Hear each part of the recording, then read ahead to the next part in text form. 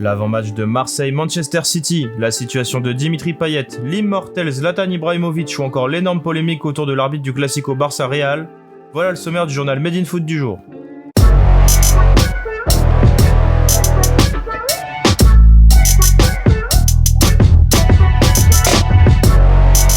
On commence fort ce JT avec l'affiche de la soirée pour les fans du foot français, Marseille-Manchester City. Les Phocéens accueillent les Citizens pour la deuxième journée de Ligue des Champions et tenteront de glaner au moins un point face à l'écurie de Pep Guardiola. Pour ce faire, André Villas-Boas devra aligner une compo inédite avec une grosse surprise en attaque, la présence de Nemanja Radonjic dès le coup d'envoi.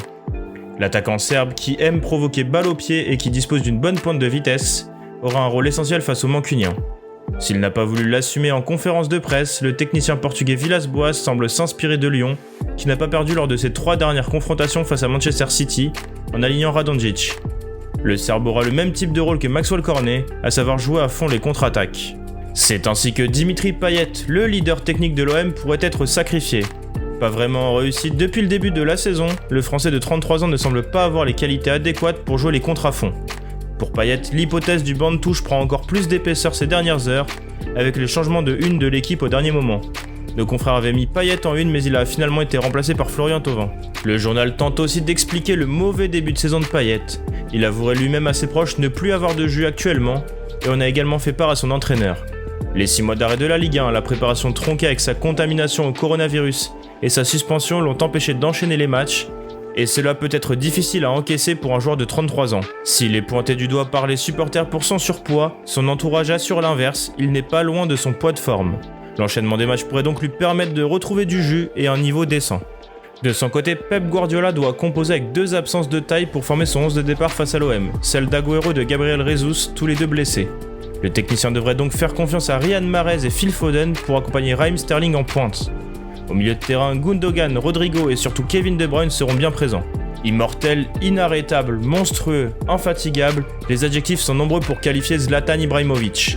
Du haut de ses 39 ans, le Suédois est toujours au top niveau et l'a encore démontré hier face à l'AS Roma.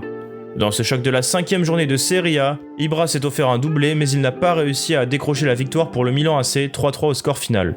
Qu'importe, le Z, qui a été contaminé pendant quelques jours au coronavirus, enchaîne les grosses prestations et surtout les doublés. Doublé contre Bologne, doublé contre l'Inter et donc doublé contre la Roma hier soir. On finit ce JT avec 2 grosses informations du côté de Barcelone. Alors qu'on le pensait tout proche de démissionner, Josep Maria Bartomeu en a décidé autrement. Le président du Barça a clairement fait savoir hier aux médias qu'il souhaitait rester en poste après la réunion du jour avec la direction catalane. Il n'y a pas de raison de démissionner, ce serait le mauvais moment pour laisser le Barça aux mains de gestionnaires qui ne pourraient pas prendre les décisions qu'on prend chaque jour. Pas sûr en revanche que cette déclaration arrange ses relations avec les socios. Toujours concernant le Barça, samedi le Real s'est imposé 3-1 au Camp Nou pour le premier Classico de la saison. Si la victoire a sauvé la tête de Zinedine Zidane à Madrid, les polémiques enflent depuis le coup de sifflet final de l'arbitre. D'ailleurs, l'homme en jaune est au cœur d'une énorme polémique puisqu'on l'accuse d'être pro-madrilène. Hier, le média Deportes Cuatro a dévoilé un enregistrement audio d'un échange entre l'arbitre central de la rencontre, Monsieur Juan Martínez Munuera, et l'un de ses assistants vidéo au moment du pénalty accordé à Sergio Ramos. L'assistant VAR indique clairement à son collègue que Ramos retient le maillot de l'Anglais en premier. Mais l'arbitre central déjuge son assistant et prend lui-même la décision d'accorder le pénalty. Pour Mundo Deportivo, c'est une nouvelle preuve que le Classico a été volé, comme l'avait qualifié Sport il y a quelques jours. Bref, les polémiques sur ce Barça Real ne sont pas prêtes de se terminer. Merci à tous de nous avoir suivis, n'hésitez pas à liker, commenter, partager cette vidéo et à bientôt pour un nouveau JT.